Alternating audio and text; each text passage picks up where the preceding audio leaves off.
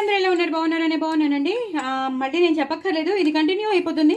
So biryani చేసుకుంటున్నాను కదా, బిర్యానీలో రైతాలో నేను ఇలా పుల్ల పెరుగుని నేను ఇలా డైల్యూట్ చేసి పెట్టేసుకున్నాను. సో మరీ గట్టిగా కాదు, మరీ లూజ్గా కాకుండా ఈ మాత్రం నేను చేసి పెట్టేసుకున్నాను. సో ఇందులో నేను 2-3 పచ్చిమిరపకాయలు పెద్ద వేసుకున్నాను. సో దట్ చిన్నవి అయితే నోట్లోకి వచ్చేస్తే, కారం వచ్చేస్తే పిల్లలు కానీ పెద్దవాళ్ళు కానీ కొంచెం బాధపడతారు కదా. సో అందుకనమాట. అలాగే నేను బిర్యానీలోకి వేసిన పేస్ట్ ఇది.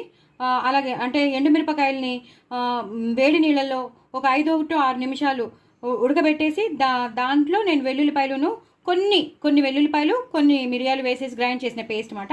ఇది కొంచెం డిఫరెంట్గా ఉంటుందన్నమాట. ఈ రైతా అనేది కొంచెం ఒక రకంగా చైనీస్ రైతా అనుకోవచ్చు, అంత బాగుంటుంది. దీన్ని ఇలా కలిపేసుకోవాలి. ఇది ఇందులో కలిసిపోవాలి. అలాగే మనం ఉల్లిపాయలు, సన్నగా తరిగిన ఉల్లిపాయలు వేసేసుకోవాలి. నేను ఈ మాట పొడుగ్గా తరిగానండి. ఎప్పుడు చిన్న పీసెస్గా తరుగుతాం కదా, కొంచెం డిఫరెంట్గా ఉండాలి కదా అని చెప్పి నేను ఇలా పొడుగుగా తరిగిన పెద్ద ఉల్లిపాయ ఒకటి వేసేసుకున్నాను ఫుల్గా.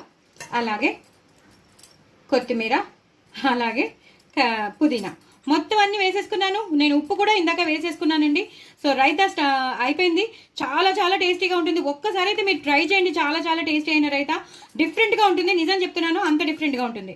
ఓకేనా? నేను బిర్యానీ అయ్యాక మీకు